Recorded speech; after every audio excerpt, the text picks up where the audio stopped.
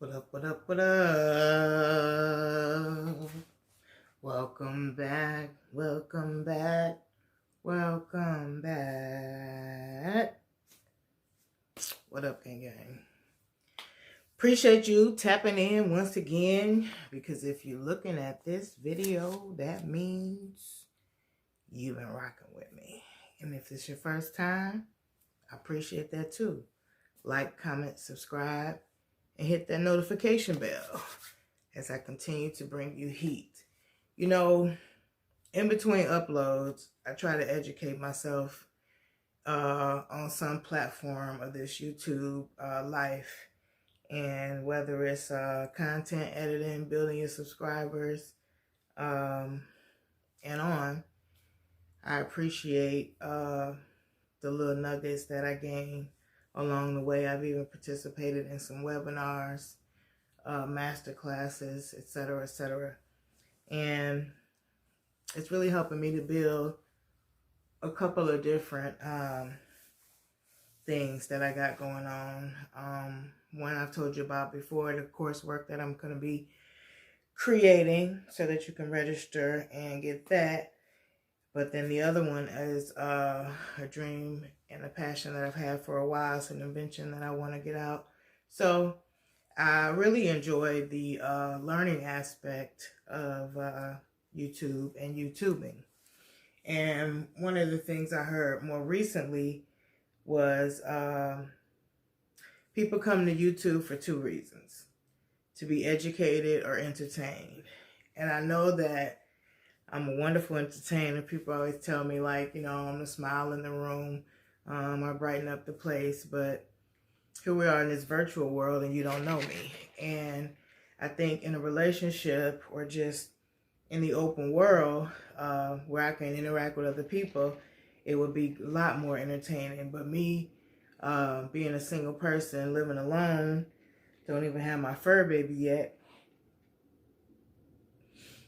Moment of silence. So it's kind of hard to entertain you that way. So I thought, let me take heed to that message and figure out what my niche is and what I feel like I'm confident in educating people on. And I came up with two things: mental health and parenting, child rearing, things of that nature. First and only soda today. I just had my wonderful Sunday dinner.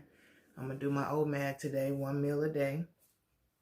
And later I'm going to just break down some veggies and have a helpful snack. All right, so stay tuned. Again, let me bring you close.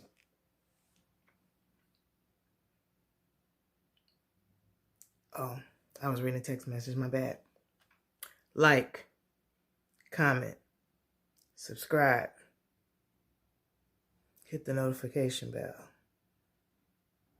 Peace.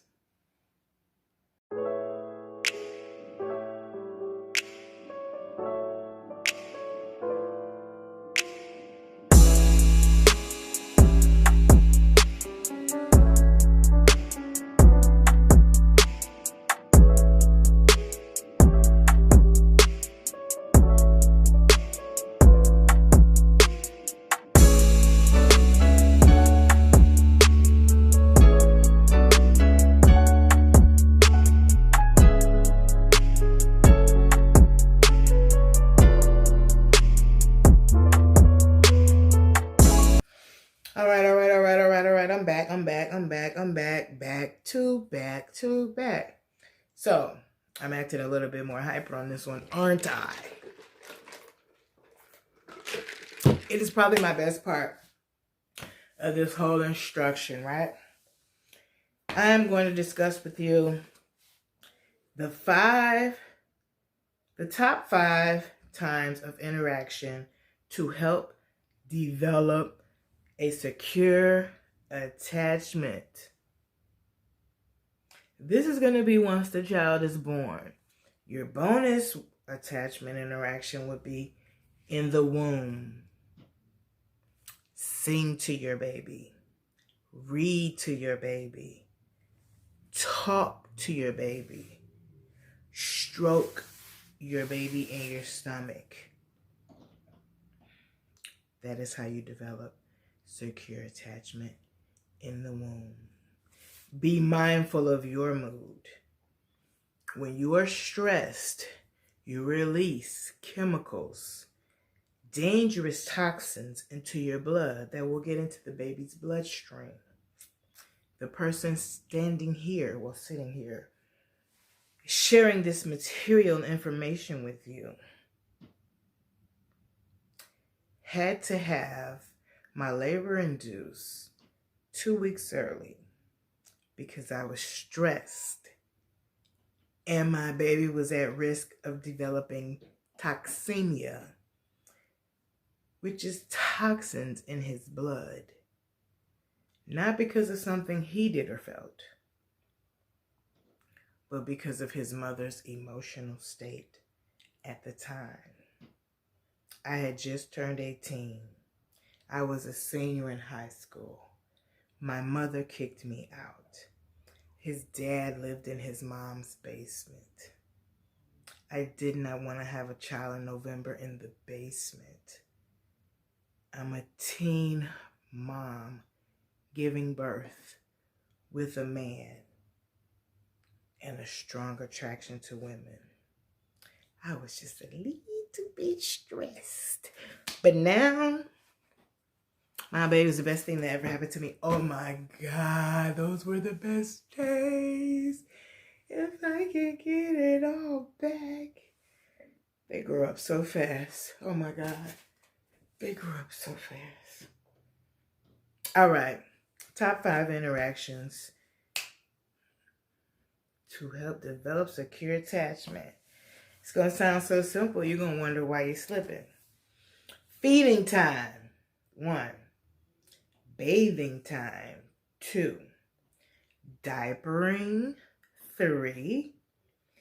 Playing, 4. Bedtime, 5. Break them down slightly and then we out. Feeding. If I have a pet peeve,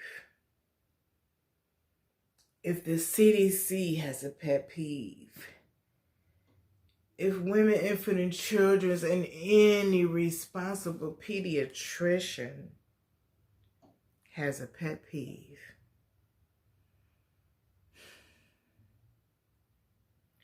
propping bottles. Stop it. Today. Please. Not only is it dangerous, you lay down and drink something and don't have the ability to stop drinking and see how you choke.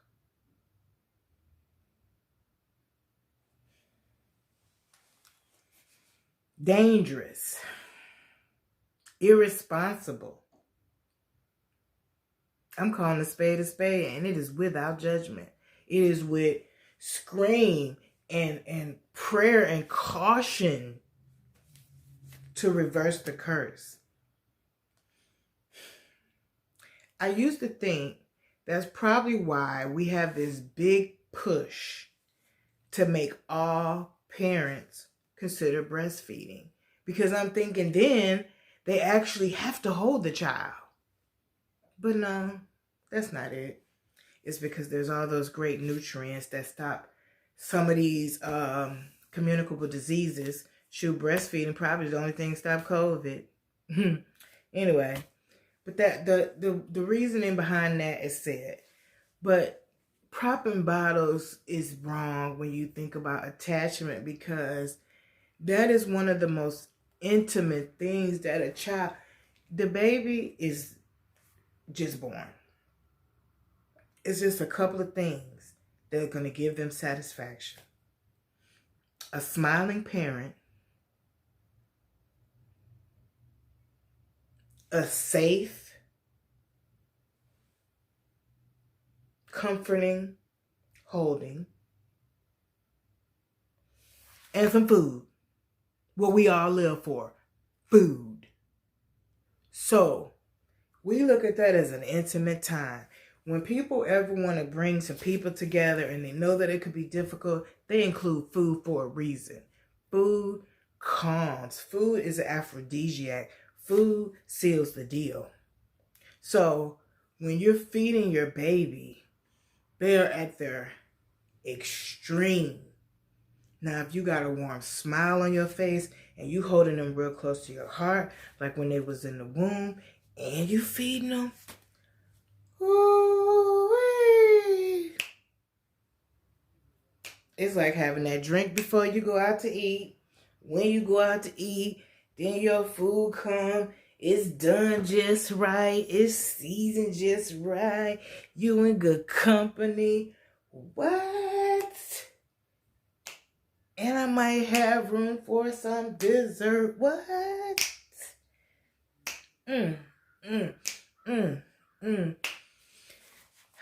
That's how a baby feels when you hold them while you feeding them. You ever see how they little feet and they little toes just be doing all them gang signs when they be, oh my God, they be in seventh heaven with them bottles, baby. And even when they start getting their little 4 and 5 month hands on them bottles and want to hold them themselves, that is still not a reason to lay them down with the bottle. Take advantage of such an intimate moment and interact with your child. I spent all that time on feeding. We ain't even have to do that. It's the same thing for everything else. When you changing their diaper, rub on them little legs. Say legs while you rubbing. Oh, mommy love rubbing your knees. Oh, look at your little thighs. They getting bigger. Here go your feet. Okay, I'm going to put this diaper up over your private parts. Nobody should touch there. And we're going to move right on. Should mommy put a shirt on you? Boom to boom, right? One that I want to just speak on before I let go is the playing one. So many parents see playing as giving the child something to play with. And God forbid they got an older sibling, because this is great. That makes the child grow a little faster. However, it is not, this one of them times, it is not the sibling's responsibility to change a diaper, make a bottle, play with the child. If you're struggling and you need help, sometimes it is good for them to help. But that is not their child, and it is not their responsibility, and that is not who the child should be looking to for their learning and caring needs. Sit down on the floor and play with your child. Sit down on the floor and play with your child. Put down the phone. Stop inviting everybody over.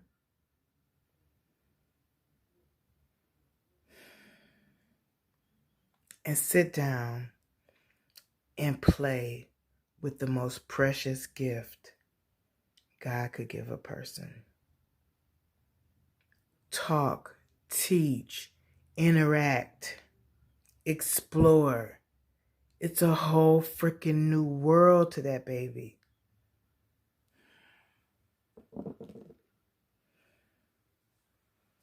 Play with your child.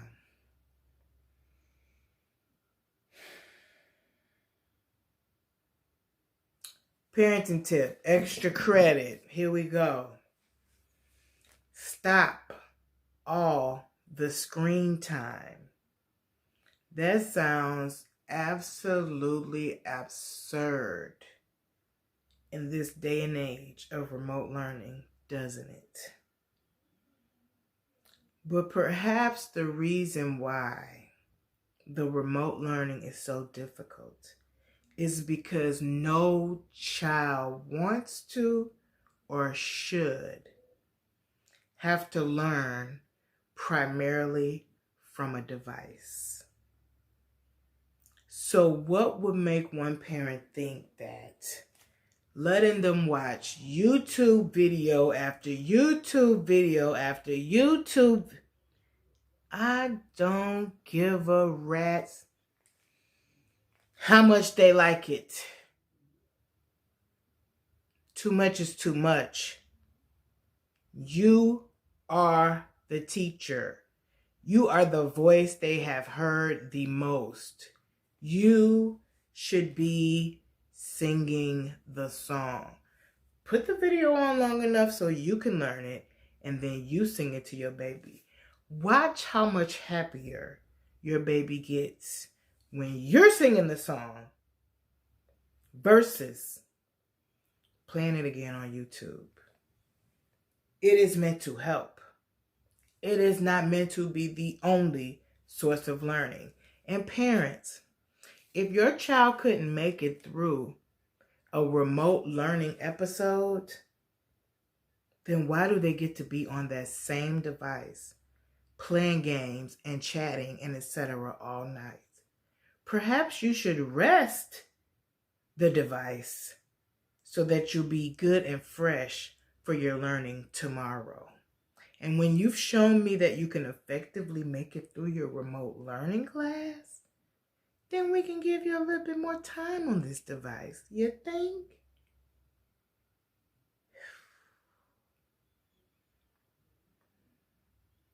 Stay tuned for the next episode.